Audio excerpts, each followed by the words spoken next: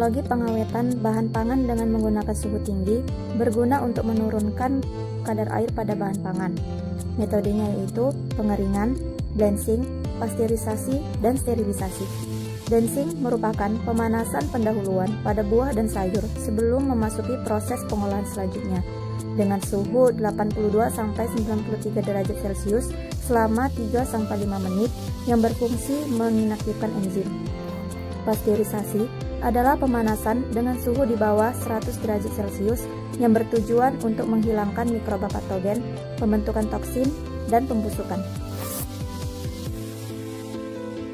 Nama saya Teresia Rosaria, NIM 17030504. Berikut akan saya jelaskan bahan dan metode pengawetan bahan pangan dengan suhu tinggi. Bahan yang digunakan, terong Belanda yang sudah dibuang sampainya. Alat yang digunakan, kompor, panci, termometer, botol kaca tertutup, saringan, sendok pengaduk, sendok makan, stopwatch, blender, dan wadah.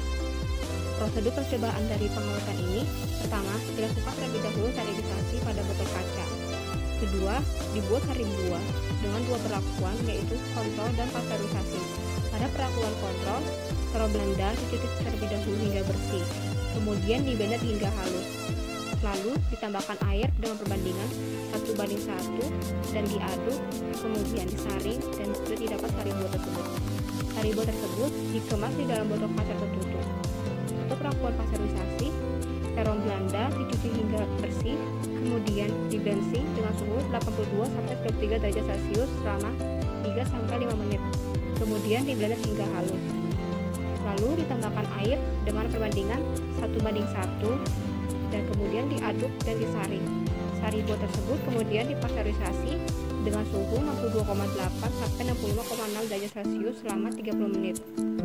Kemudian sari buah tersebut yang sudah selesai dipasteurisasi dikemas ke dalam botol kaca tertutup. Kedua botol kaca tersebut yang berisi sari buah terong Belanda tersebut disimpan pada suhu ruang dan dilakukan pengamatan organoleptik dan visual selama 0, 1, 3, dan 5 hari.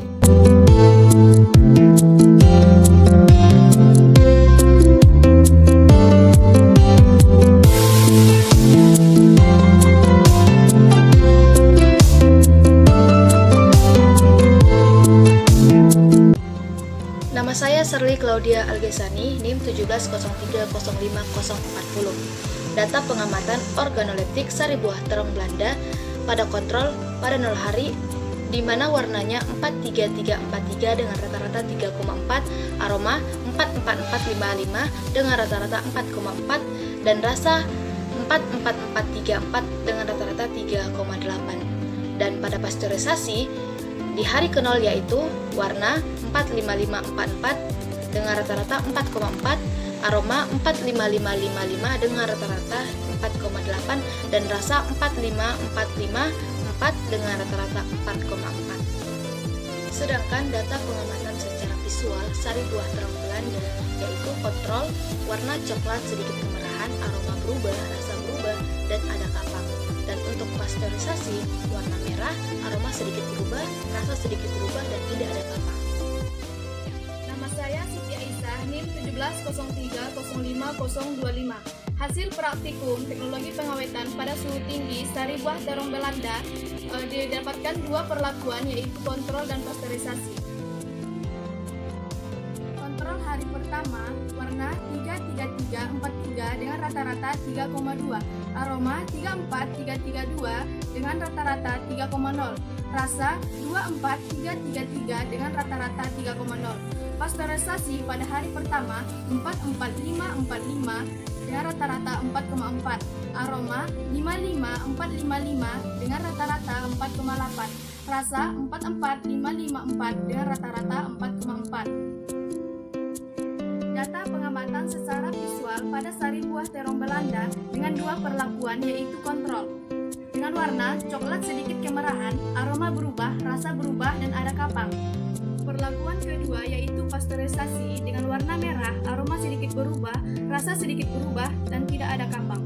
Nama saya Mona Indriani Sabitri Semiring, NIM 170305009. Untuk yang ketiga, uji organoleptik yang didapatkan baik itu pada warna, aroma maupun tekstur, rata-rata panelis memberikan nilai 2 dan 3, yang berarti panelis tersebut memberi nilai tidak suka dan netral terhadap produk sari buah terong Belanda tersebut.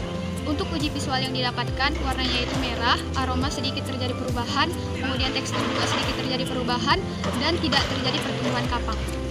Saya Posya Nur Nasution, NIM 1703050001. Pada praktikum yang berjudul Teknologi Pengawetan dengan Suhu Tinggi dengan dua perlakuan, yang pertama kontrol, yang kedua pasteurisasi.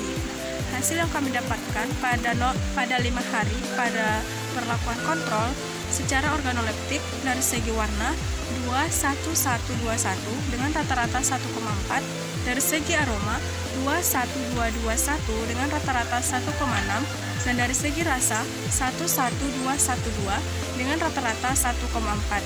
Sedangkan secara visual, hasil yang kami dapatkan adanya terbentuk lapisan, yang kedua terjadinya perubahan warna cairan menjadi lebih menyengat, dan yang ketiga dari segi pertumbuhan kapang terdapat adanya pertumbuhan kapang. Sedangkan dari perlakuan kedua pasteurisasi secara organoleptik, hasil yang kami dapatkan dari segi warna 22221 dengan rata-rata 1,8, dari segi aroma 12122 dengan rata-rata 1,6, dan dari segi rasa 21212 dengan rata-rata 1,6. Sedangkan secara visual, hasil yang kami dapatkan adanya terbentuk lapisan, terjadi perubahan warna cairan menjadi lebih menyengat, dan terdapat adanya pertumbuhan